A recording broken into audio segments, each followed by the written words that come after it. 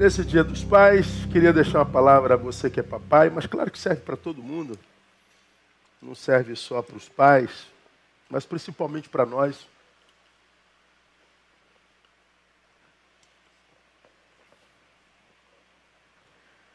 Cujo tema é esse aí, pecados paternos, filhos sequelados.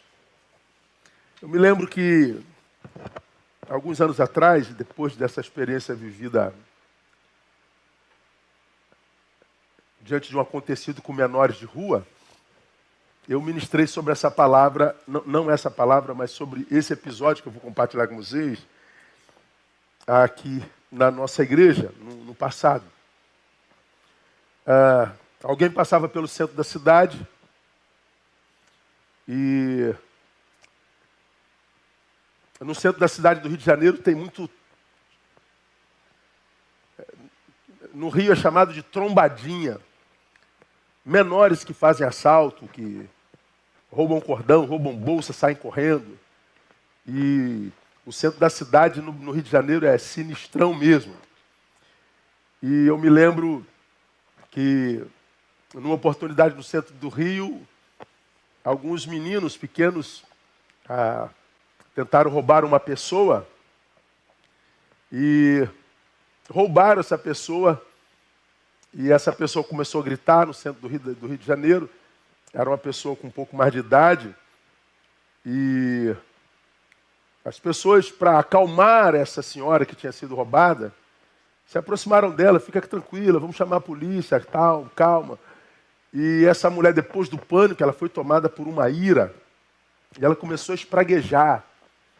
Esses monstrinhos, esses vermes, esses capetas, e ainda chamam de menores, e são contra a prisão de menores.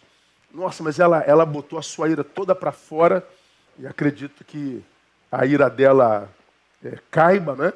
E o problema é que quando a gente está irado, a gente produz irracionalmente, a gente vai falando tudo que fala, e às vezes fala a verdade, mas não fala a verdade certo. E porque fala a verdade errado, o erro fala mais alto do que a própria verdade. E ela estava espraguejando, e uma fala dela me chamou a atenção. Isso não é gente, isso é monstro, são monstrinhos. Esses monstrinhos têm que morrer. E naquela época se discutia muito abaixar a idade penal, né, para 18 para 16, e até hoje isso não passou. Isso não é criança, isso é um monstro. Essa palavra, esses monstrinhos, ela ficou na minha mente, interessante, né? E por que são monstrinhos? Porque fizeram mal a ela. Podem fazer mal a mim, pode fazer mal a você, pode fazer mal a qualquer pessoa. Mas imaginemos que elas sejam monstrinhos. Não são. Mas vamos imaginar que elas sejam monstrinhos. Por serem monstrinhos, deixam de ser crianças por causa disso? Não. E se são monstrinhos e são crianças, a pergunta que eu fiz naquela ocasião foi: aonde é a fábrica de monstro? Aonde que esses monstrinhos são gerados? Eles nascem monstrinhos ou nascem bebês humanos, normais?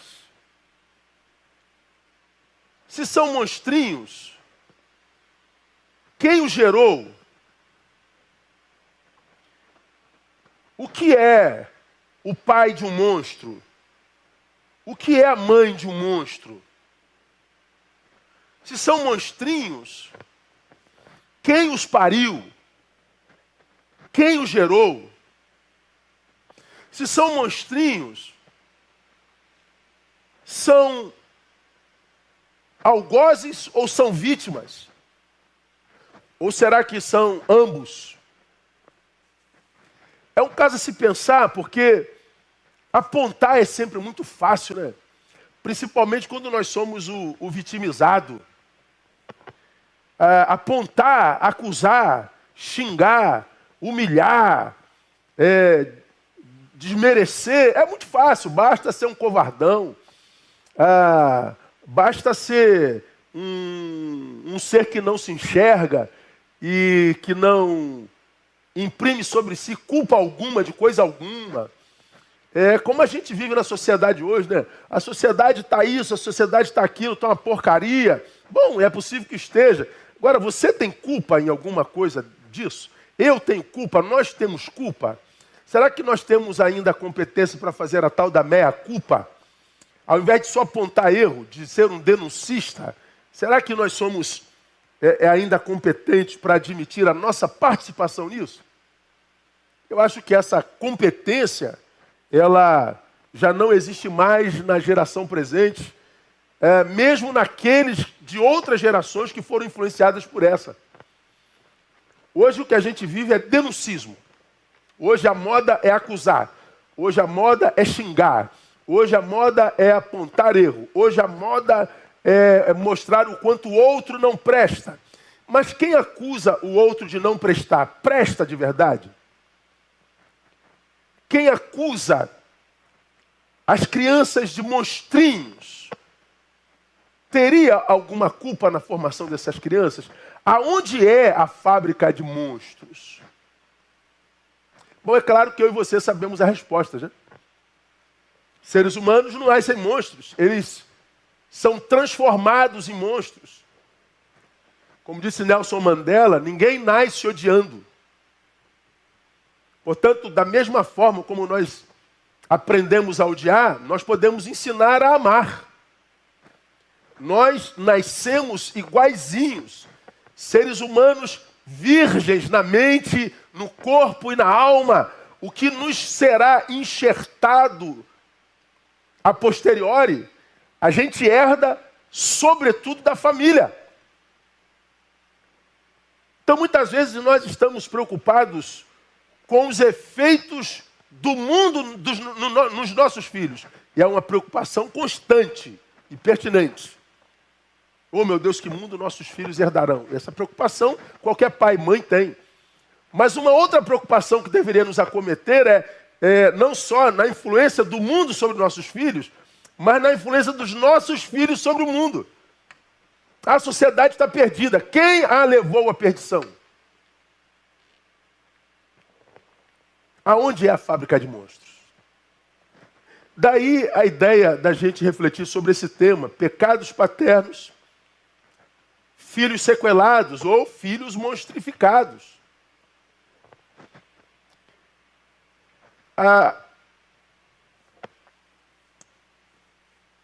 O exemplo que eu vou tirar para a nossa meditação nessa noite vem da casa de Davi. Um homem que é tido na Bíblia como o homem segundo o coração de Deus. Já falei sobre Davi 1000 vezes, inclusive sobre a sua postura paternal.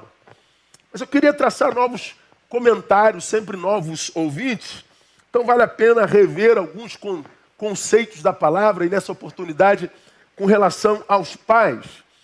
E vamos ver, irmãos, como que mesmo sendo um homem segundo o coração de Deus, eu posso ser um homem que me traduzo num péssimo pai. Um homem de Deus, mas péssimo pai. Uma mulher de Deus, péssima mãe.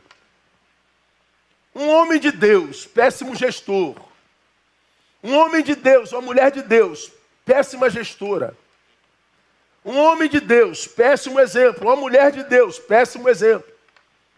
Quando eu olho para a figura de Davi e para a sua história, e eu já falei sobre isso aqui, o que mais eu entendo e aprendo é que o homem segundo o coração de Deus não é perfeito.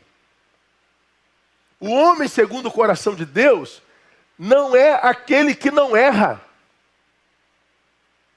O homem segundo o coração de Deus, ele pode ser um gênio em várias vertentes da existência, mas ainda que de Deus, ele pode falhar numa dessas áreas, mesmo que seja numa área vital como é a área familiar. E qual é o problema de a gente errar nessa área familiar? Meus irmãos, colegas de missão, pais, comigo, para esse tempo presente. O problema é que quando a gente erra na família, a gente erra para o lugar para o qual a gente volta e no qual a gente é. Quando eu erro do lado de fora, errei com a rapaziada do meu lazer. Não tem problema, eu volto de lá ferido, mas eu tenho uma família saudável, eu sou curado aqui. Aí eu me aborreci no meu trabalho, me estressei demais e explodi, não tem problema. O lugar para o qual eu volto e com quem eu sou, porque saudável, vai me ajudar a me recuperar e a me curar. Aí eu me aborreci na igreja, me aborreci no ministério, aborreci-me na rua, não tem problema, porque a minha casa está saudável, eu tenho um lugar para o qual eu volto e no qual eu vou ser curado. Agora, quando eu tenho a minha casa ferida, quando a minha família está doente, a coisa se agrava um pouco mais, porque não tem jeito, a gente se aborrece no trabalho, a gente se aborrece no lazer, a gente se aborrece na igreja, a gente se aborrece na rua, a gente se aborrece no trânsito, a gente vai adoecendo porque se aborrece em tudo ao mesmo tempo, e quando a gente volta para casa, que deveria ser o lugar do nosso descanso, o lugar do nosso repouso, o lugar da nossa cura, esse lugar não existe. Porque esse lugar está doente, ele é só um dormitório. Porque é um lugar no qual a gente se aborrece também. É um lugar no qual a gente adoece também. Porque o lugar do nosso retorno está doente. Davi é o homem segundo o coração de Deus. Mas talvez seja o pai de uma das famílias mais adoecidas da Bíblia Sagrada. Eu sei que a maioria de vocês cristãos sabem disso, mas não a totalidade de vocês conhece essa história. Mas tem muita gente que de Deus não está conosco, que não é cristã, não sabe nada da Bíblia Sagrada. E alguns estão aqui e nem sabem por quê, não é? Quem sabe foi o Espírito Santo te trazendo aqui para ouvir algumas verdades, pai. Você achou que viria por qualquer outro motivo, na verdade, você precisa ouvir o que Deus quer falar com você nessa noite. E se eu fosse você, eu ouviria. Para você que quer conhecer a história que eu vou contar para vocês hoje, ela está registrada entre os capítulos 12 e 18 de 2 Samuel. Então, do capítulo 12 ao capítulo 18, você pega essa história da relação de Davi com a sua família, muito especialmente seus filhos.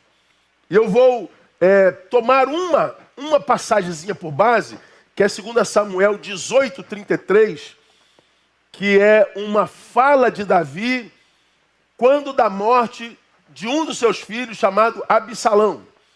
Ele diz assim: pelo que o rei ficou muito comovido, e subindo à sala que estava por cima da porta, pôs-se a chorar. E andando, dizia assim: meu filho Absalão, meu filho Absalão, quem me dera que eu morrera por ti, Absalão, meu filho Absalão. Davi está diante do corpo de seu filho. E o texto fala da angústia, da amargura, da comoção, da dor de Davi, que diante do seu filho, possivelmente com a mão na cabeça: meu filho Absalão, quem me dera morrer no seu lugar, Absalão, meu filho Absalão. Davi estava amargando a morte de um filho e dizendo que gostaria de trocar de lugar com o filho, que gostaria de ter morrido no lugar do filho. Mas vamos chegar até a morte de Absalão. Davi, ele tinha 7 esposas. Não tente entender isso com a cabeça ocidental, que você não entende. Ele tinha 3 filhos de esposas diferentes: Tamar, Aminon e esse, cuja morte ele chora, Absalão. Tamar era uma mulher lindíssima. Aminon, seu irmão, não da mesma mãe, se apaixona por Tamar de forma absolutamente adoecedora. Você vê lá no capítulo 13.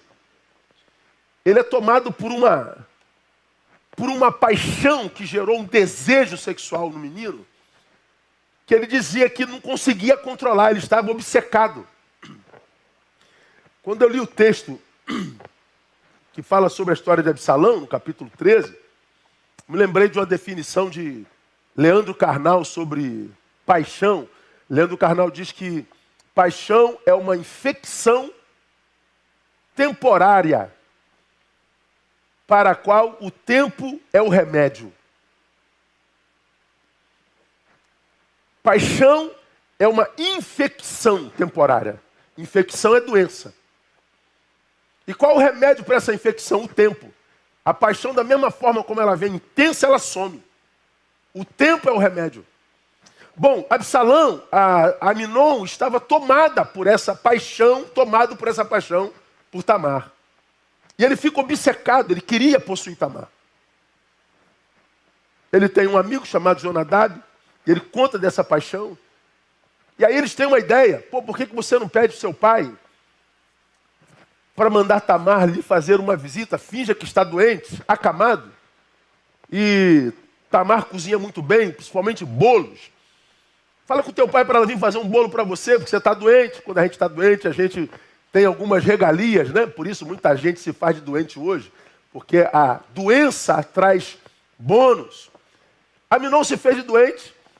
Tamar veio fazer um bolo para o irmão dela. E quando ela faz o bolo, entra no quarto para dar o bolo para o irmão a estupra. Tamar pede, pelo amor de Deus, para ele não fazer isso. Não faça isso, meu irmão. Eu seria a vergonha de Israel para todo sempre. Você seria um anátema para Israel. Não faça isso, meu irmão. Ele fez. Depois que fez, Tamar diz assim: se você me quer, peça permissão ao meu pai.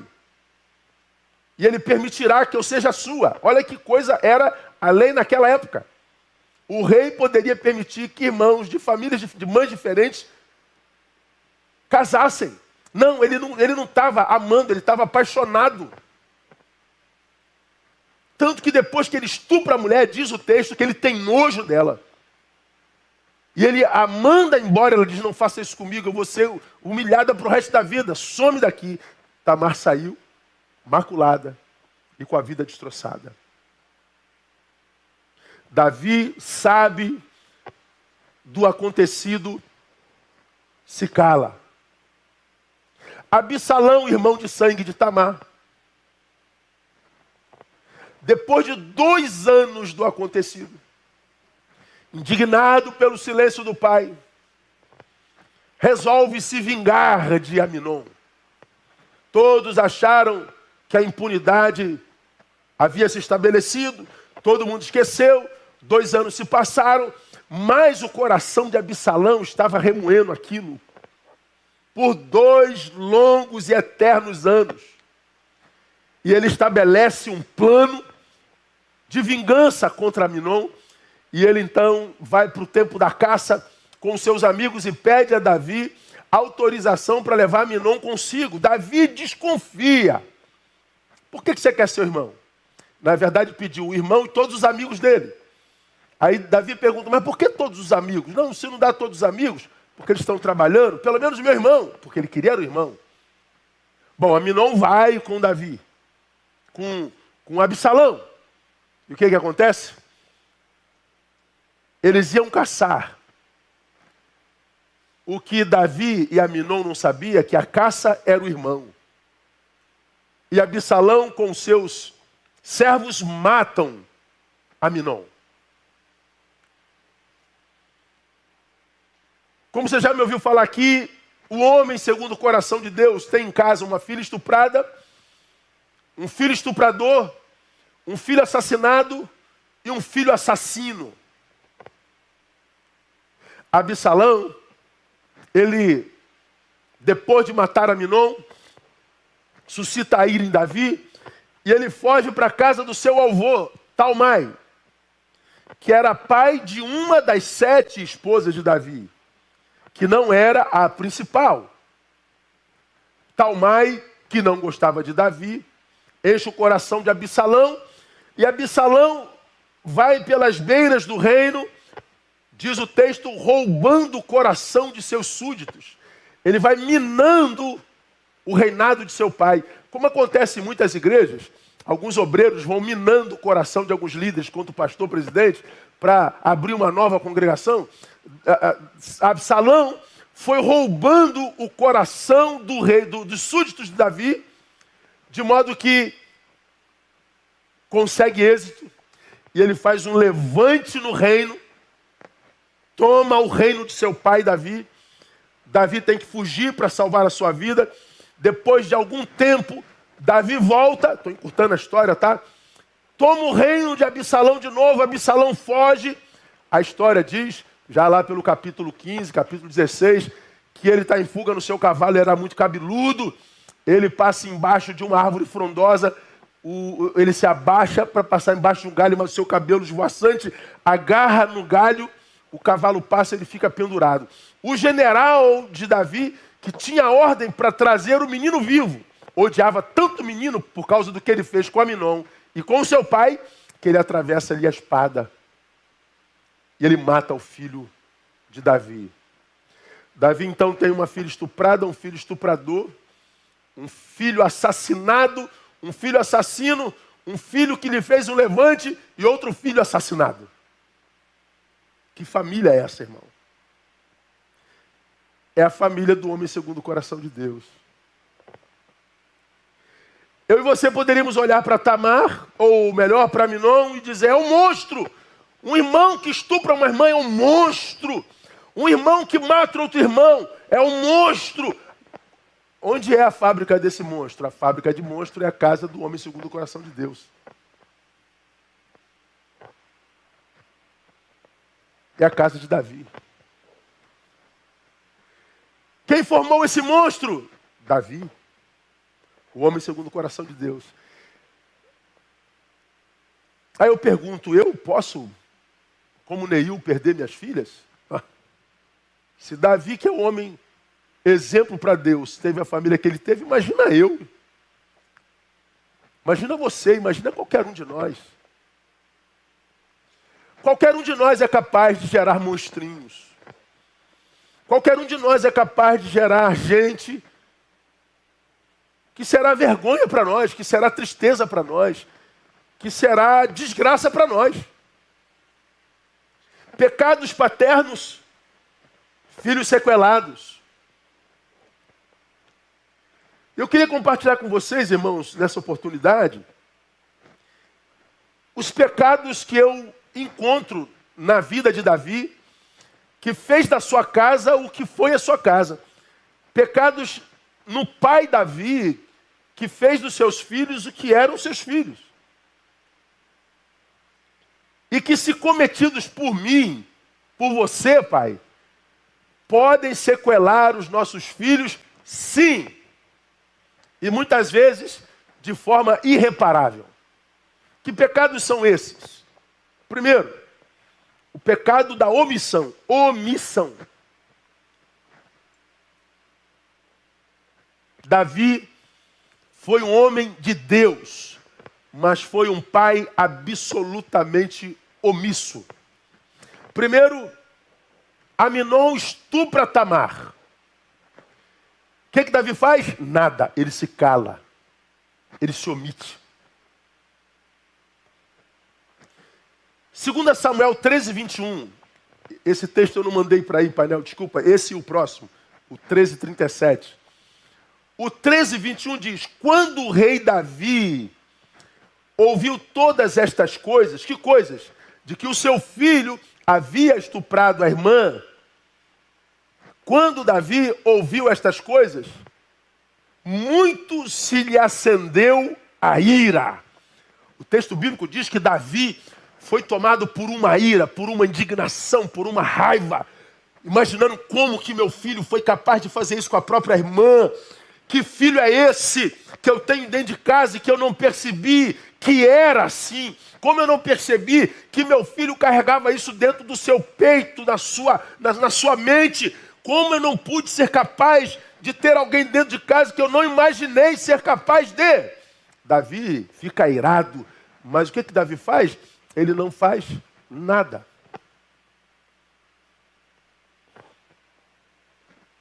Davi se ira. Davi não toma postura nenhuma. Ele se indigna publicamente, ele fica irado publicamente, como quem diz: eu não estou de acordo com o que meu filho fez, eu não estou de acordo com essa trama maligna, maldita, eu não posso aceitar uma coisa dessa. Mas o seu silêncio, a sua omissão, autenticou o comportamento de Aminon.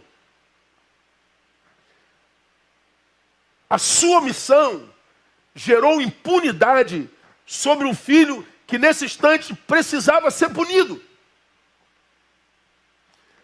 Conscientizado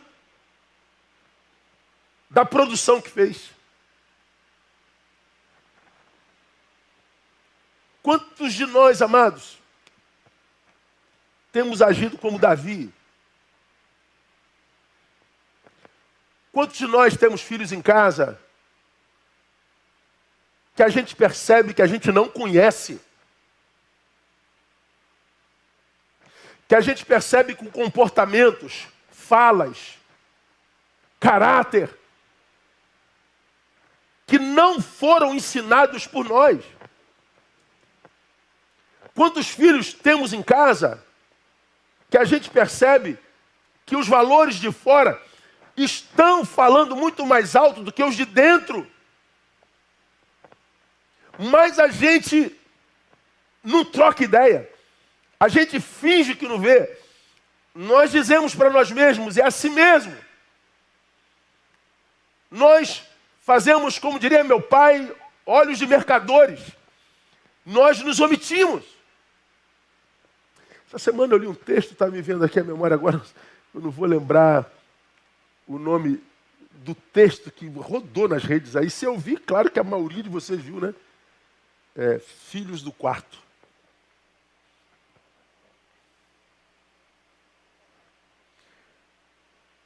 Os filhos do quarto. É isso mesmo? Olha esse texto. Antes perdíamos filhos nos rios, nos matos, nos mares. Hoje temos perdido eles dentro do quarto. Quando brincavam nos quintais, ouvíamos suas vozes, escutávamos suas fantasias. Quando brincávamos no quintal, nós os escutávamos. E ao ouvi-los, mesmo à distância, sabíamos o que se passava em suas mentes. Quando entravam em casa, não existia uma TV em cada quarto, nem dispositivos eletrônicos em suas mãos. Hoje não escutamos suas vozes, não ouvimos seus pensamentos e fantasias. As crianças estão ali, dentro de seus quartos, e por isso pensamos, porque nos quartos estarem seguros, em segurança. Quanta imaturidade a nossa. Agora ficam com seus fones de ouvido, trancados em seus mundos, construindo seus saberes sem que saibamos o que é. Perdem literalmente a vida, ainda vivos em corpos, mas mortos em seus relacionamentos com seus pais, fechados no mundo global de tanta informação e estímulos de modismos passageiros que em nada contribuem para a formação de crianças seguras e fortes para tomarem decisões moralmente corretas e de acordo com seus valores familiares. Dentro de seus quartos, perdemos os filhos, pois não sabem nem mais quem são ou o que pensam suas famílias. Já estão mortos de sua identidade familiar. Se tornam uma mistura de tudo aquilo pelo qual eles têm sido influenciados e pais nem sempre já sabem o que seus filhos são. Você hoje pode ler esse texto e amar, mandar para amigos. Pode enxergar nele verdades e refletir. Tudo isso será excelente. Mas como psicopedagoga, tenho visto tantas famílias doentes com filhos mortos dentro do quarto. Então faça você um convite e, por favor, aceite. Convido você a tirar seu filho do quarto, do tablet, do celular, do computador, do fone de ouvido. Convido você a comprar jogos de mesa, tabuleiros e ter filhos na sala, ao seu lado, por no mínimo 2 dias estabelecidos na sua semana à noite, além do sábado e domingo. E jogue, divirta-se com eles, escute as vozes, as falas, os pensamentos e tenha a grande oportunidade de tê-los vivos, dando trabalho, e que eles aprendam a viver em família, se sintam pertencentes no lar, para que não precisem de aventurar nessas brincadeiras malucas para se sentirem alguém ou terem um pouco de adrenalina que antes tinham com as brincadeiras no quintal. Cassiana Tardivo, psicopedagoga. Que texto maravilhoso, irmão. Nossos filhos estão sendo perdidos no quarto. Nossos filhos estão sendo assassinados no quarto. Nossos filhos estão sendo deformados no quarto. Nossos filhos estão sendo monstrificados no quarto, diante dos nossos olhos. E a gente se omite. Quando que o filho de Davi se tornou um pervertido sexual a ponto de estuprar a sua irmã? Dentro de casa. Os pais não viram. O pecado da omissão produz sequela nos nossos filhos. Mas Davi não se omitiu só quando Aminon estupra Tamar. Davi se omitiu quando Absalão mata Aminon. O irmão, por causa da omissão do pai, age, mas age malignamente, mata o irmão. O que Davi faz? Se cala de novo. 2 Samuel 13:37. Absalão, porém, fugiu e foi ter com Talmai, filho de Amiur, rei de Gesur. E Davi pranteava a seu filho todos os dias. Tendo Absalão fugido para Gesur, esteve lá por 3 anos. Absalão mata seu irmão. Foge para Jesus, para a casa de Talmai. Absalão espera pelo pai por 3 anos. Fica imaginando a cabeça de Absalão. Bom, meu pai não fez nada quando Aminon estuprou minha irmã Tamar. Mas eu matei o filho dele, eu matei meu irmão. Dessa vez meu pai vai fazer alguma coisa. Vou ficar aqui na casa do meu avô e vou esperar que meu pai chegue. Ele esperou 1 ano. Ele esperou 2 anos. Ele esperou 3 anos pelo pai. E o pai, onde é que estava? Não, o pai não estava. O pai não estava. Se omitiu mais uma vez. O silêncio do pai deu voz a um inimigo, que era da família, que era o avô, que enche a cabeça de Absalão, que desconstrói Davi no coração de Absalão. Esse homem segundo o coração de Deus, meu neto, não é isso tudo não. Sim, está aí na história, você cresceu vendo teu pai sendo usado por Deus. Não há como negar que Deus usou teu pai. Mas teu pai é isso tudo para Deus, mas para você não, você está vendo, meu filho? E Talmai, como qualquer maledicente, como você já aprendeu, o maledicente é um assassino. Ele assassina Davi no coração de seu filho.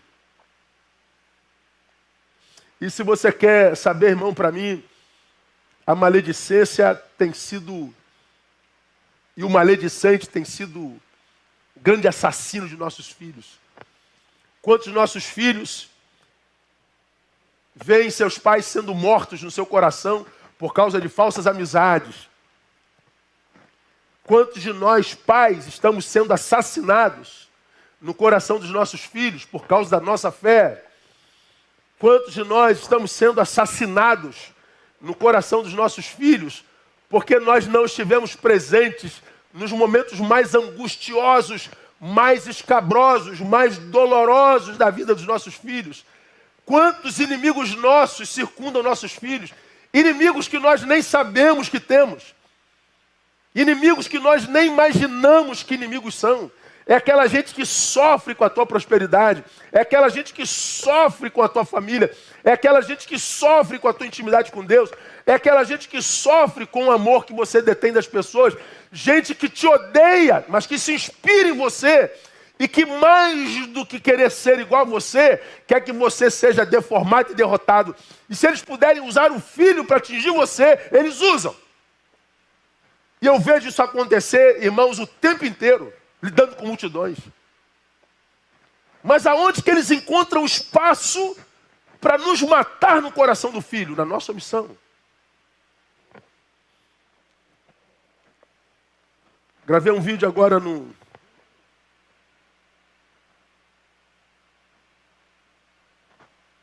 esqueci o nome. Stories. Agora à tarde, e enquanto eu estava pregando, os meninos que mexem na minha rede publicaram. Só vi depois. Eu contei 2 histórias que eu já contei aqui no templo. Uma após um culto Dia dos Pais, uma criança me esperava na porta do gabinete, tocado pela palavra que eu preguei, e ele falou: pastor, eu amo meu pai, eu amo meu pai, eu amo meu pai. Eu morreria pelo meu pai, mas eu não quero ser igual a ele nem um dia na minha vida. Um filho que ama, mas não admira. Um filho que ama, mas não aprova postura. Um filho que ama, mas não quer ser igual. E eu falei da minha experiência, cujo sonho, na idade desse menino, era querer conhecer o Deus de meu pai. A relação de meu pai com Deus era tão impactante para nós, filhos, que nós imaginávamos: poxa, o Deus desse meu pai deve ser algo maravilhoso. Porque a reverência com a qual ele lida com esse Deus, com as coisas desse Deus, o amor que ele lida com esse Deus, meu Deus, eu quero conhecer esse Deus. Meu pai era uma referência que eu queria imitar. Eu e meus irmãos, dos quais eu sou caçula de 5, nós queríamos ser pai igual ao meu pai. Nós queríamos ser marido igual ao meu pai. Porque meu pai era alguém amado, a quem a gente queria imitar e ser igual. Que tipo de pai é você?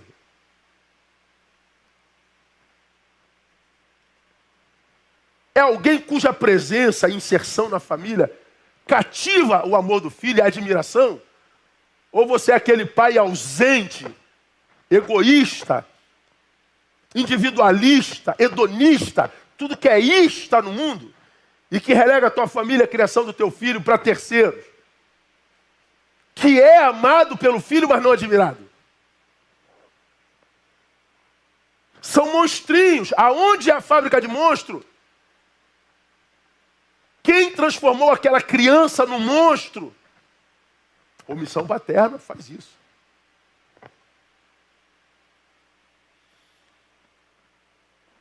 Davi é morto no coração de Absalão. Absalão volta como inimigo, toma o trono do pai e o mataria se Davi não fugisse.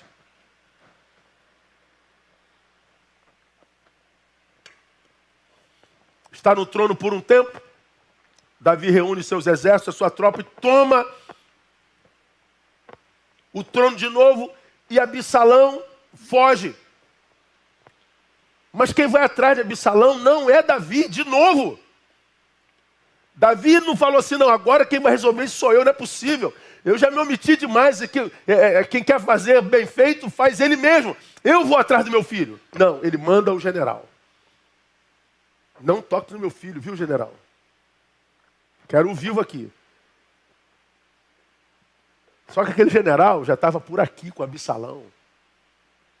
Com aquilo que Absalão tinha se tornado por causa de Davi. E ele mata Absalão.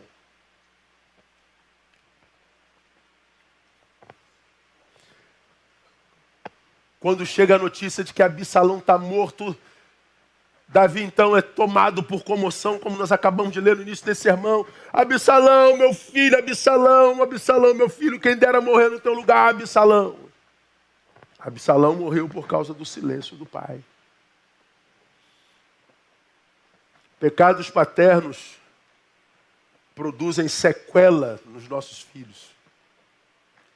Davi foi omisso por toda a vida de Absalão.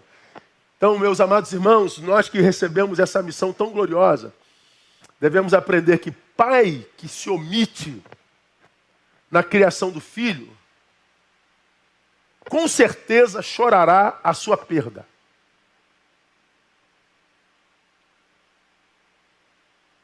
Perda para a morte física ou perda em vida. Você perde o poder de influência sobre ele. Você perde o poder de formatar o seu caráter. Você perde o poder de gerar nele alguém que te dê orgulho. Há filhos que morrem e se vão, e há filhos que morrem e permanecem, gerando angústia na família, tristeza na família, desordem na família. Davi é o pai que diante do corpo do filho diz: Absalão, meu filho, quem dera eu morresse no seu lugar, Absalão. Davi é o pai que está dizendo que teria coragem de morrer pelo filho, mas não teve coragem de viver com o filho. Ele se omitiu.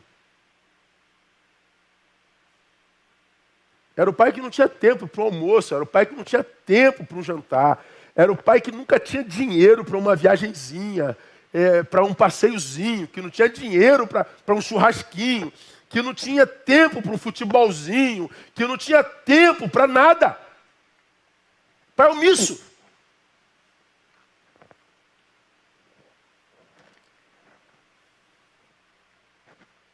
Então, nesse Dia dos Pais, irmãos, uma vez que como nunca antes na história da humanidade, existiu tantos caminhos que, sendo trilhados, levarão nossos filhos a lugar nenhum. Porque quando o texto foi escrito, ensina o caminho aos teus filhos, o caminho que eles devam andar, e até quando envelhecer não se desviarão dele. Então ensina o caminho. Até quando envelhecer, eles não se desviam.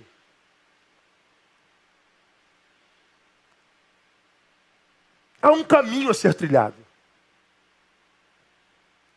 Mas esse texto daria outro sermão, né? Ensina a criança o caminho.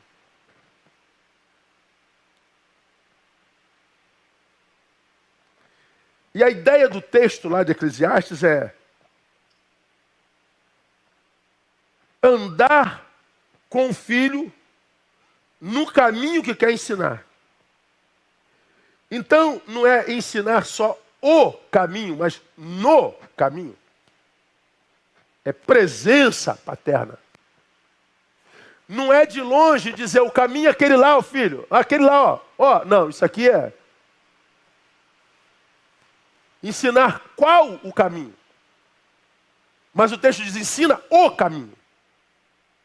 No caminho.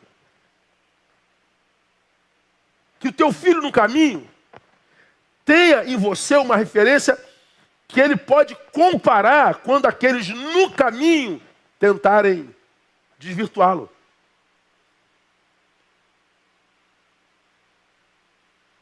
Nossos filhos hoje empadecem por falta de referência. Estava vindo para a igreja de manhã, aí paramos num sinal ali perto de casa, e aí está um senhor com uma criança numa motinha dessa igual da Valéria. Como é o nome daquela motinha lá? Uma cinquentinha, sei lá, 125, sei lá, um negócio desse. Era uma motoneta dessa aí. Aí está o pai, imagino que era pai, era um senhor e uma criança de uns 8 anos, andando ali. O sinal fechou, ele para, olha para um lado, olha para o outro, e avança o sinal. Mas o carro já estava atravessando a estrada, quase que pega pai e filho, frente ao mercado que tem ali na América. Aí o pai quase caiu com o filho, o cara do carro parou, eu encostei o carro, eu estava na ponta de cá, e o pai desceu, tá tudo bem aí? O motorista, tá tudo bem, tá? Aí, seu filho, aí o cara falou, é meu filho. Aí o cara do carro falou assim, você é um vagabundo que está dando mau exemplo para o teu filho, avançando o sinal, com moto sem placa, e tal. Pô, o cara deu um sermão, cara. Pro pai, entrou no carro e foi embora. Fiquei quieto, fui embora também. Quase que eu aplaudo. nossos filhos serão o que nós somos. Eu gosto muito de uma frase de Nietzsche, e eu disse essa frase para um pai muito querido que eu atendi essa semana, numa angústia tremenda com o seu filhote, e ele não sabia o que fazer, o que era aquilo, do que se tratava. E eu li Nietzsche para ele. O que o pai calou aparece na boca do filho. E muitas vezes descobri que o filho é o segredo revelado do pai. Nós vemos algo no nosso filho, meu Deus, o que é isso aí? De repente é um segredo que está aqui, ó. Pode ser DNA. Pode ser potencial retido, reprimido. Mas que vai como força energética, sei lá como é que faz isso. Quando ele me falou do filho dele, eu perguntei como é que foi a infância dele e a relação dele com o pai dele. Aí, à medida que ele foi falando, eu falei, está enxergando alguma similaridade?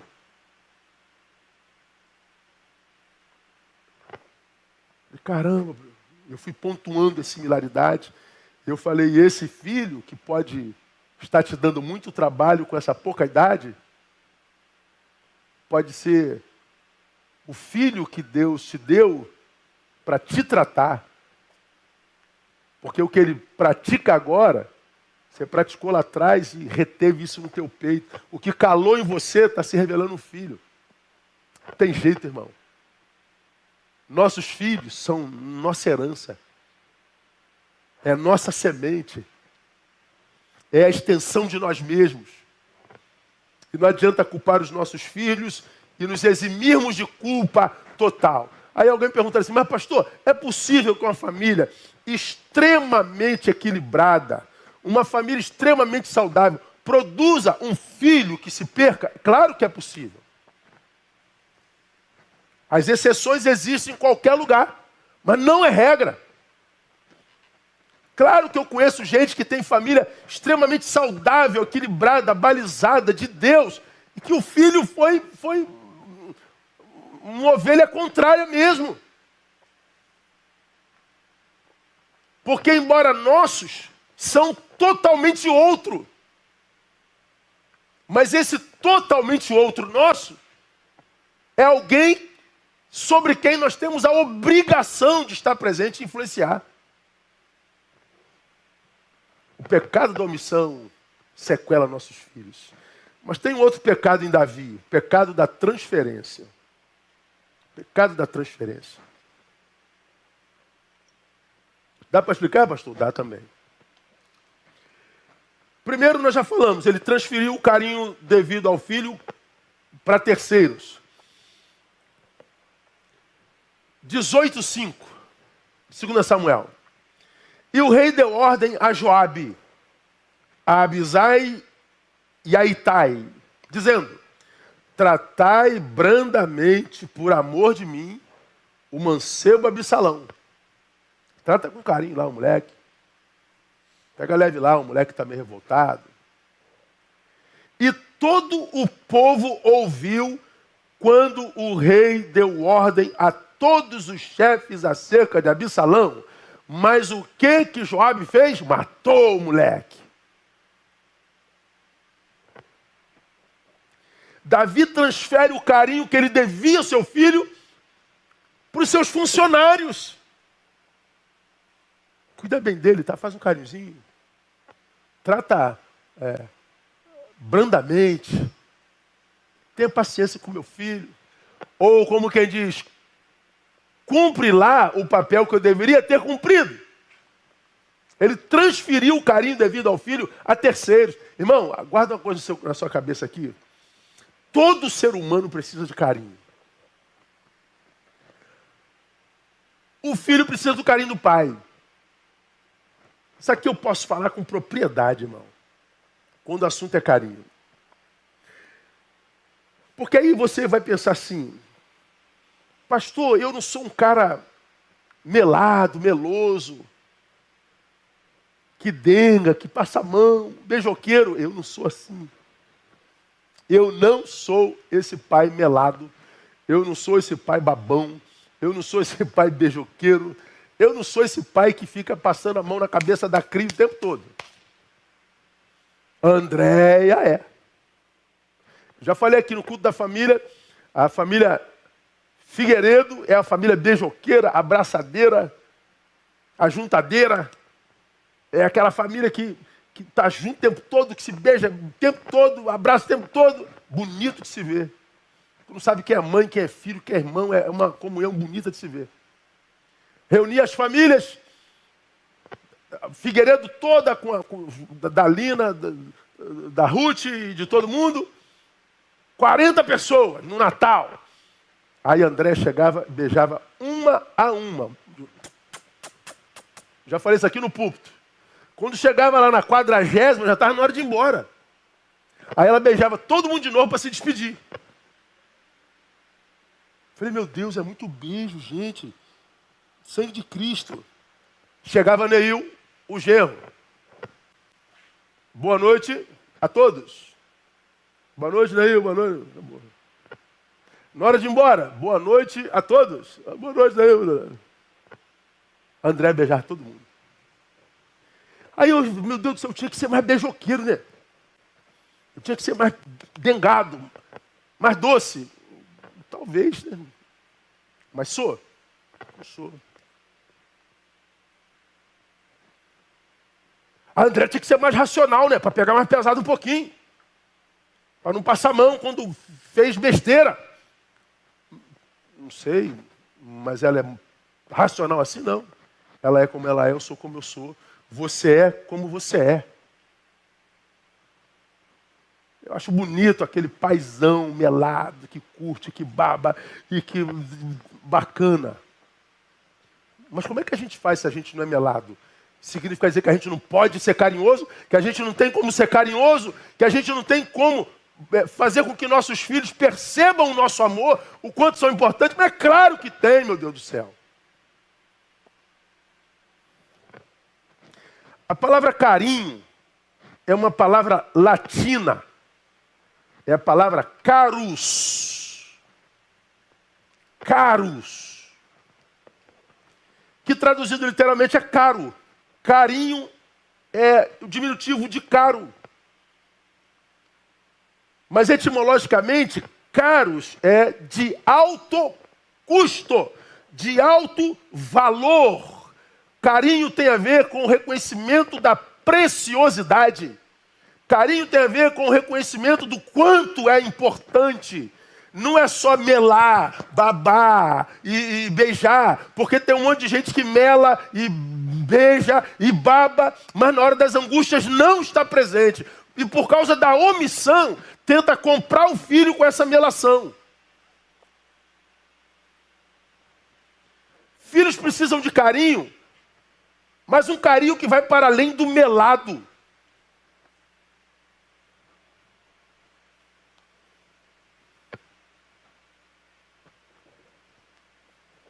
Carinho não precisa ser só melação. Tem gente que é melado por natureza, mas tem gente que não é. O carinho, ele pode ser feito sobretudo com os teus exemplos, irmãos. Você quer dar o melhor carinho para o teu filho?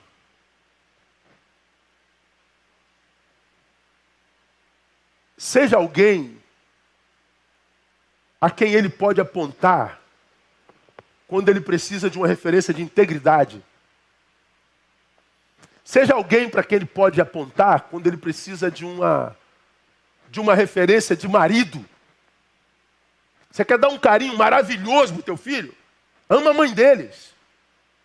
Honra a mãe deles. Ama a mãe deles como Cristo amou a igreja. Você quer fazer um carinho maravilhoso no seu filho?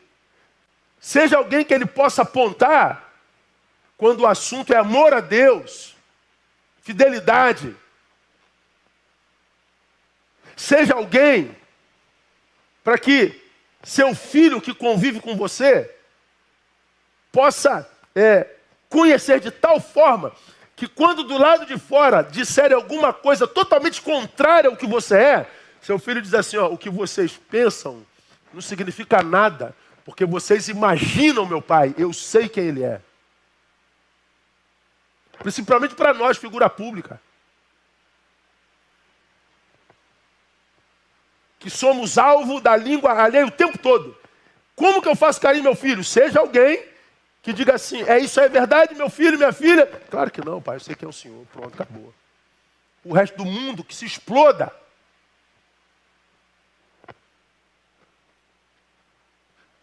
Seja carinho com a sua presença.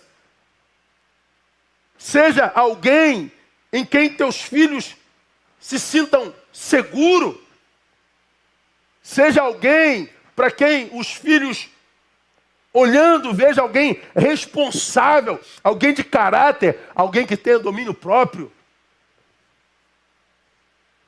Seja alguém que não precisa nem ser melado o tempo todo, mas que deixe absolutamente claro que a porta para ele sempre está aberta.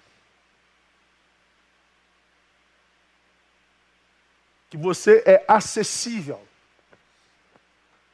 Me lembro uma vez, Tamara pequeno tinha uma reunião séria, grave no gabinete de liderança. E o bicho estava pegando. Tamara mete a mão na porta e entra. Todo mundo olha. E Tamara passa no meio dos homens e pula no meu colo. O que foi, filha? Nada, pai, só vim lhe dar um beijo. Filha, tá bom. Aí ela continuou. E a reunião estava pegando fogo, né, cara? E no fundo a gente está assim, meu Deus, ô Jesus. Filha, vai embora, vai embora que a gente está fazendo alguma coisa séria aqui. E você acha que entrar na sala e dar um beijo no pai não é coisa séria para o filho? Você acha que passar no meio dos coronéis e sentar no colo do general e dizer assim, ó, meu pai, não é importante para ele, não? Você acha que não é importante seu filho perceber que você cancela qualquer agenda para estar acessível ao beijo dela? E ela deu outro beijo e foi embora. Onde é que nós estávamos mesmo?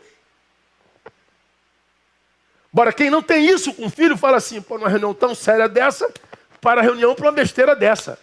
Pois é, cada um é pai de uma forma, né? Cada um tem no filho o filho que representa o seu caráter e a sua intencionalidade, seus afetos. Eu falei que a Andréia é da família Figueiredo, eu sou da família Barreto. A família Barreto é a coisa mais esquisita do mundo. Nós somos 5 irmãos. Meu pai era mais calado do que eu. Você que não me conhece, me vê de longe, não sabe o quanto eu sou calado, o quanto eu sou subjetivo, introspectivo, eu não falo. Eu sou o homem mais silente que eu conheço no planeta. A minha natureza, e eu amo ser como eu sou, você quer saber? Então, eu não me exponho, eu sou endo. Eu sou endógeno, sou exógeno. Meu pai era o dobro. Meu pai chegava em casa por volta das 19 horas do trabalho, saía às 5, chegava às 19, 18h30. Às 8 horas em ponto, minha mãe botava a comida na mesa. Era uma família patriarcal. Do que nós temos orgulho, tá? Orgulho do pai que eu tive, da mãe que eu tive. Minha mãe foi dona de casa. Nunca vi uma mulher tão feliz, nunca vi uma mulher tão realizada. Então não me venha com a sua pós-modernidade me dizer que minha mãe não era feliz. Ou a minha esposa, porque você não tem esse poder em mim. Então a minha família era uma família para a qual a gente tinha muita alegria de voltar. Mas meu pai chegava, jantava, minha mãe servia todo mundo. E aí ele sentava na sala, ligava para ver o Jornal Nacional. Cid Moreira, boa noite. Meu pai nunca usou short. Nós, filhos, nunca vimos a perna de meu pai. Ele usava um pijama de calça comprida. Quando estava aquele calorzão de 50 no Brasil, no Rio, ele só levantava assim a calça e a gente via parte da canela. Mas nem a canela inteira a gente nunca viu. Bom, esse era meu pai. Meu pai calado, a gente sentava do lado do coroa, Meu pai via jornal, meu pai de vez em quando botava a mão assim no joelho, dava um choquinho. Como que ele diz, estou te vendo aqui, tá, meu filho? Mas ele não trocava uma palavra. Mas por alguma razão, nós filhos, do lado do meu pai, nos sentíamos absolutamente amados. Um amor que dispensava palavra. Porque meu pai era presente, meu pai supria. A honra com a que meu pai tratava a minha mãe, que gerava em nós o desejo de ser pai igual a ele, dispensava meu pai de fazer qualquer coisa para nós. Nós víamos a bondade nos olhos de meu pai, a bondade na postura de meu pai. Meu pai era generoso, meu pai ajudava todo mundo, meu pai ajudava os pobres, meu pai tinha os necessitados, meu pai era solidário, meu pai era gentil, meu pai era manso. Mas de poucas palavras. Meu pai é morto há mais de 25 anos, mas em mim não morre de jeito nenhum. Eu tenho 55 anos, irmãos. Às vezes eu vou tomar, algumas atitudes na vida. Até hoje, eu ainda fico pensando, o que meu pai diria se eu fosse fazer isso? Até hoje, meu pai clama em mim. Poucas palavras. Meu pai não precisou de palavra para mostrar o quanto me amava, o quanto me acariciava. Davi transfere essa responsabilidade para os seus empregados. Davi transferiu o apaziguamento do coração do seu filho para o avô. Já falei de Talmai, que odiava Davi.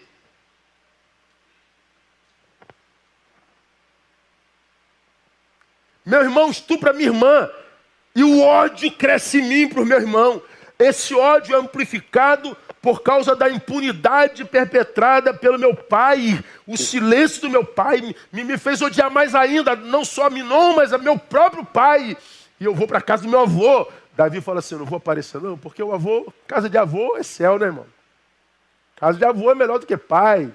Avô é pai 2 vezes. Então, Talmai vai apaziguar o coração do meu filho. Talmai vai trazer paz para o coração do meu filho. Talmai vai devolver meu filho curado. Não, o filho veio pior. Meu irmão, não transfira a responsabilidade de apaziguar o coração do teu filho para ninguém, não. Tem coisas que só nós podemos fazer. São intransferíveis.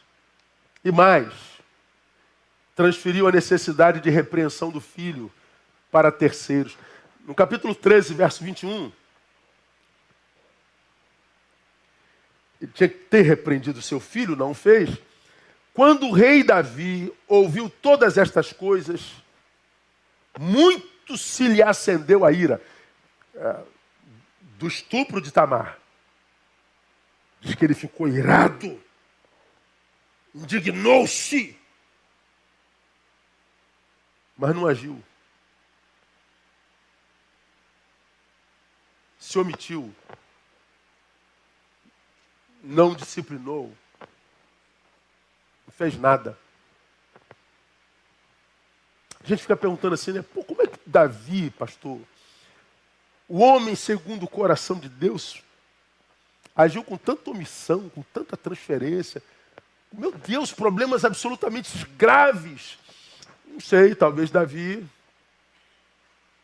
fosse um homem muito ocupado, ele era rei de Israel.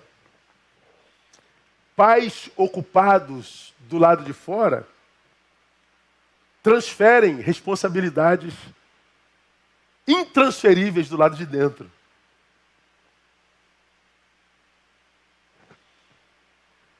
E hoje a gente está tão ocupado querendo ascender, querendo ficar famoso, querendo lacrar, querendo ganhar dinheiro, querendo impressionar as pessoas do lado de fora, que a gente não percebe o que está acontecendo na nossa fuça. A gente não percebe o que está acontecendo do nosso lado. Nossos filhos estão se perdendo dentro do quarto. A gente não sabe de nada do que está acontecendo. Porque nós estamos ocupados do lado de fora. Transferindo responsabilidades intransferíveis do lado de fora. Nós estamos inacessíveis. Nós estamos inconversáveis. Desculpa aí o neologismo.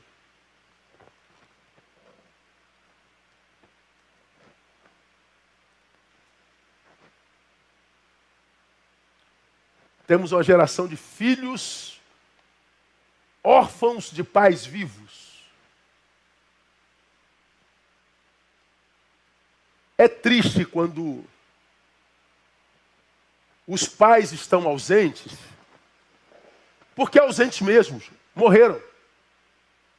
O pai ausente, já é ruim, mas o pai ausente, presente, que é o pai indiferente, é o pai transferente, é o pai omisso, ele está lá, mas a gente não pode contar com ele. Geralmente aparecem para culpar a mãe. Você que não educou direito, você que fez, você a gente acha que o nosso papel é só botar dinheiro. Aliás, nem isso a gente pode alegar mais, porque houve um tempo que nós sustentávamos a casa, hoje já mudou tudo. É dividido. Que tipo de pai tem sido você? Que tipo de pai temos sido nós? Vamos terminar? Pecado da omissão, pecado da transferência. E por último, o pecado da falta de exemplo.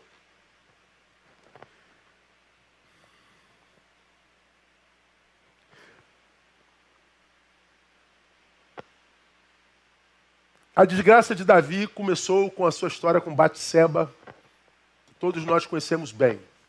Era tempo de guerra, mas Davi estava em casa. Por alguma razão, Davi não foi à guerra.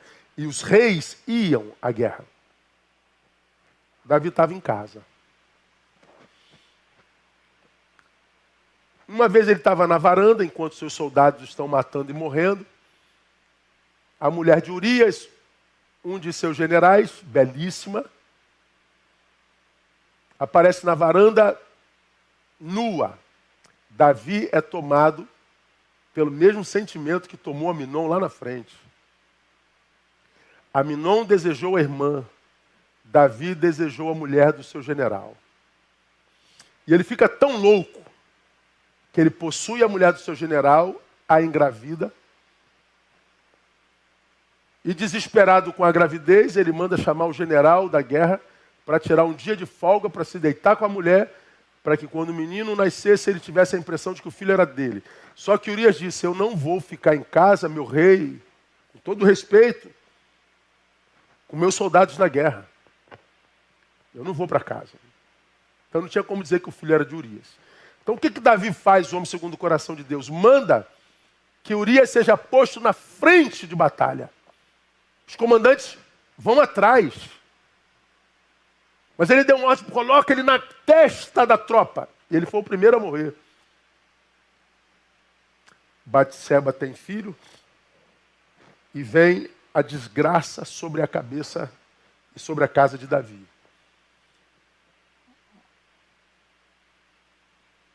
Como que essa desgraça vem? Capítulo 12, de 1 a 11. O Senhor, pois, enviou Natã a Davi.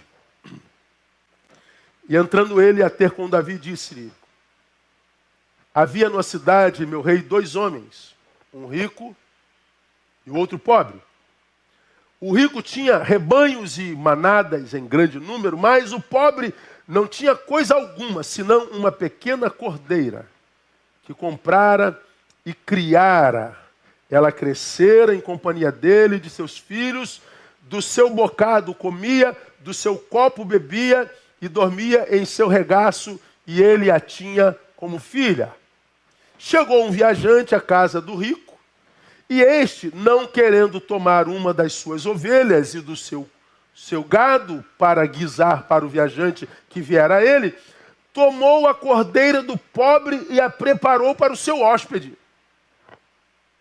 Então a ira de Davi se acendeu em grande maneira contra aquele homem, e disse a Natã: vive o Senhor, que digno de morte é o homem que fez isso.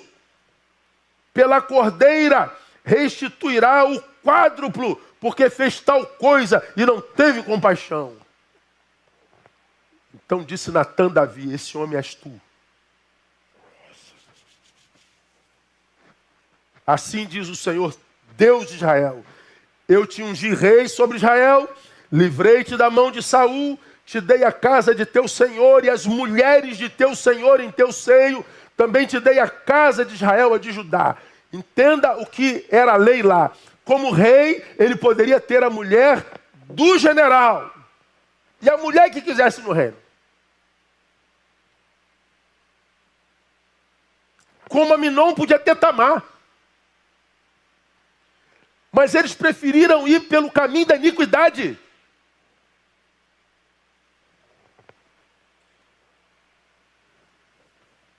Também te dei a casa de Israel e de Judá. E se isso fosse pouco, te acrescentaria outro tanto. Então você podia ter quem você quisesse. E se não fosse suficiente, eu te dava mais. Como quem diz, teu filho Salomão teve 1000 mulheres. E só acabou com a vida dele. Porque desprezaste a palavra do Senhor, fazendo mal diante de seus olhos. A Urias, o Eteu, mataste a espada. E a sua mulher tomaste para ser tua mulher. Sim, a ele mataste com a espada dos amonitas. Agora, pois, a espada, olha a maldição de Davi, jamais se apartará da tua casa. Porquanto me desprezaste, tomaste a mulher de Urias, o Eteu, para ser sua mulher. Assim diz o Senhor, eis que suscitarei da tua própria casa o mal sobre ti, e tomarei das tuas mulheres perante os teus olhos, e as darei a teu próximo, o qual se deitará com as tuas mulheres à luz do sol. A Bíblia diz que por causa do pecado, ou da falta de exemplo de Davi, a espada nunca mais se afastou da casa dele, nunca mais houve paz na casa dele. E as mulheres de Davi foram aviltadas, inclusive a filha. Nós pecamos quando nossos filhos, quando a gente não pode ser exemplo de nada. Eu amo meu pai, pastor, eu amo meu pai, mas não quero ser como ele nem um instante da minha vida. Eu amo meu pai, mas meu pai não é exemplo. Por causa do mau exemplo do pai, os filhos de Davi todos se perderam. Por quê? Porque filhos precisam ver no pai o seu maior exemplo, o seu maior referencial. Ainda mais no mundo como esse, irmão, que Deus me livre e guarde.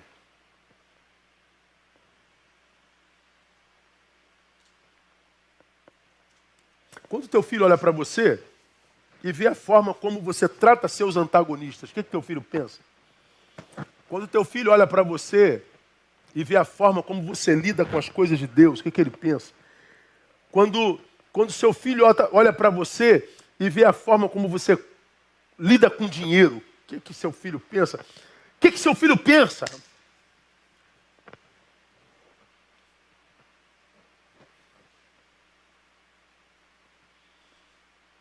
Como eu sei que você, como eu, ama seus filhos, morreria por eles e mataria por eles, propõe no teu coração viver para eles, ser um referencial para eles. Mas é um referencial de integridade, não é de prosperidade, não. Eu vi uma reportagem essa semana de um menino que se formou médico e é filho de um catador de papel. E na formatura dele, ele veio trazendo o pai dele, agora velhinho. E o ginásio de pé aplaudindo aquele pai, aquele menino negro, filho de um catador de papel que virou médico. O médico não ficou com vergonha do pai catador de papel. Que orgulho do pai catador de papel. Porque era um pai íntegro, um pai dedicado, um pai que amava. Que filho lindo formou aquele catador de papel. O que seu filho sente por você?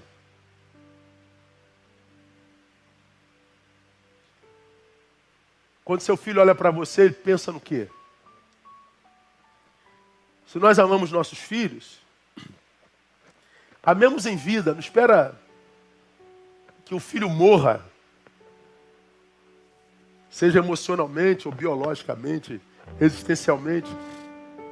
Ama, porque o amor cobre uma multidão de pecados.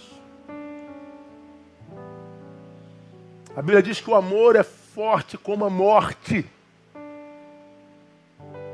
E como há tantos caminhos nos quais nossos filhos podem se perder, e como os filhos desse tempo estão se perdendo para as ideologias anti-reino de Deus, anti-Deus, se perdem dentro da própria igreja. Digo isso com tanta tristeza. Tanta tristeza. Eu vejo tantas ideologias contrárias ao reino, que eu do meu campo de análise, irmãos, acreditem com toda honestidade, eu falo assim, cara, eu não consigo enxergar o que vocês enxergam, porque eu estou velho. Então deve ser minha velhice, deve ser minha rabugice, deve ser minha incompetência, minha burrice. Porque eu tento analisar o mundo de alguns crentes hoje, me colocando no lugar deles.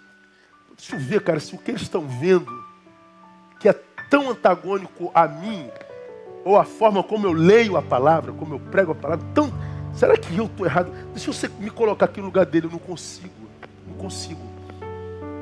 Porque não dá para enxergar o que muita gente enxerga hoje com os olhos do Evangelho. Não dá.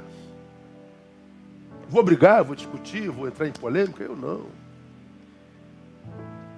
Mas que é triste tanta gente entrando nisso e vendo seus filhos indo para longe do Senhor.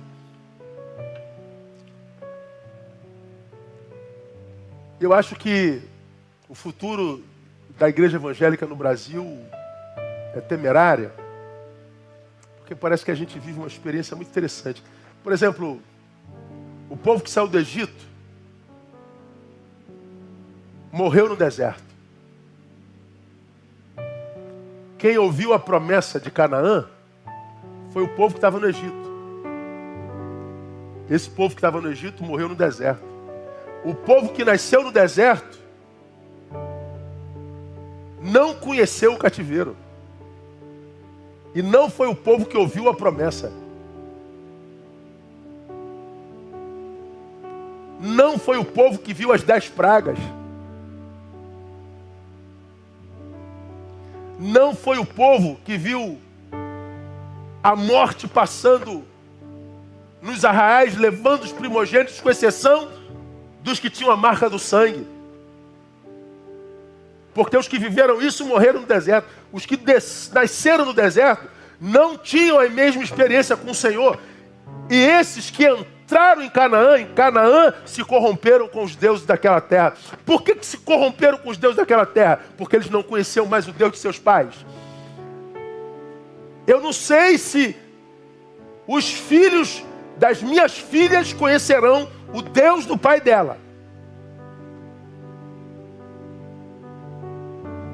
O Deus de meu pai eu ansiava conhecer, porque eu não conhecia. Conhecia através de meu pai.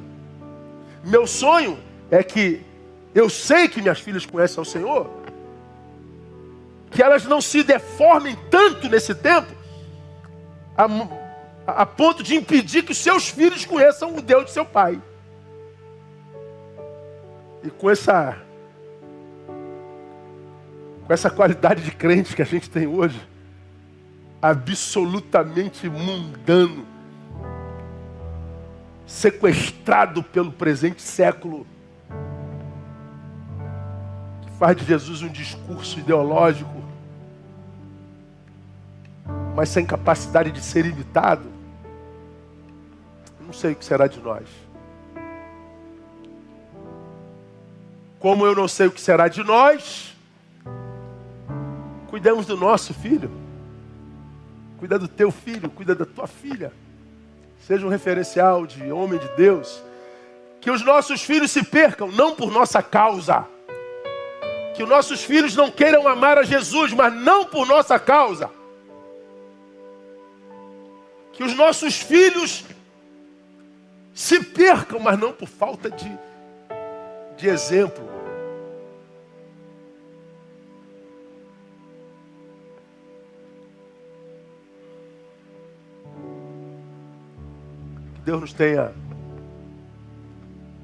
Que Deus tenha misericórdia de nós, que Deus nos abençoe, que Deus nos dê a graça de termos filhos dos quais a gente venha se orgulhar muito.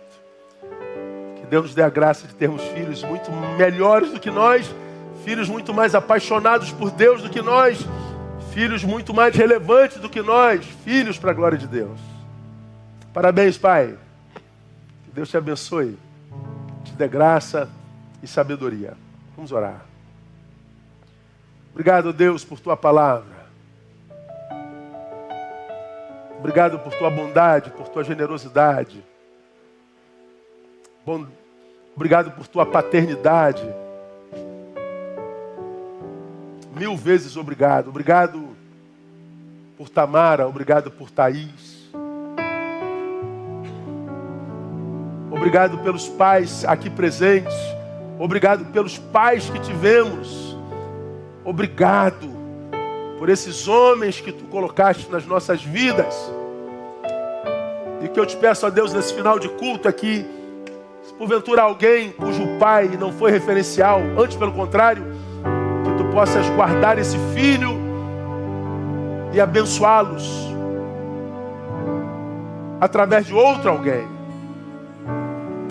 E àqueles que tiveram esse pai referencial, dê a eles, ó Deus, a graça de serem gratos, fazendo da vida uma vida que faça valer a pena o sacrifício de seus pais. Que a graça bendita de Jesus, o Filho, o amor de Deus, o Pai, e as consolações do Divino Espírito repousem sobre a vida de cada um de vós, também por igual com todo Israel de Deus, espalhados pela face da terra, desde agora e para sempre e sempre. Amém e amém. Boa semana, minha igreja. Deus abençoe. Até a próxima. Vamos sair cantando. Não existe nada melhor do que ser amigo de Deus. E é uma glória para os nossos filhos quando nossos filhos têm pais que são amigos de Deus. Boa semana a todos.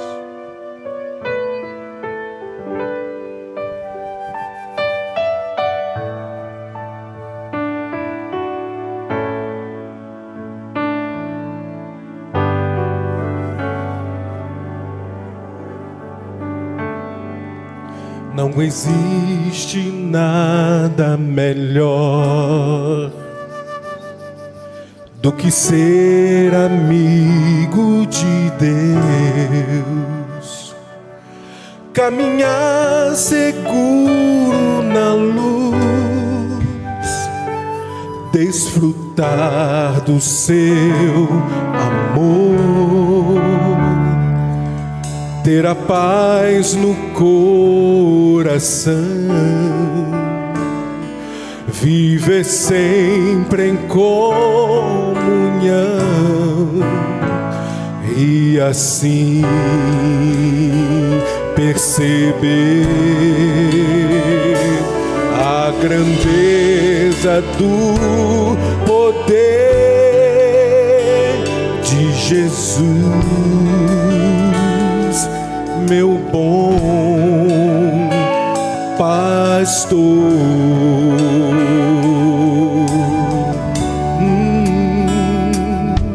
Não existe nada melhor do que ser amigo de Deus,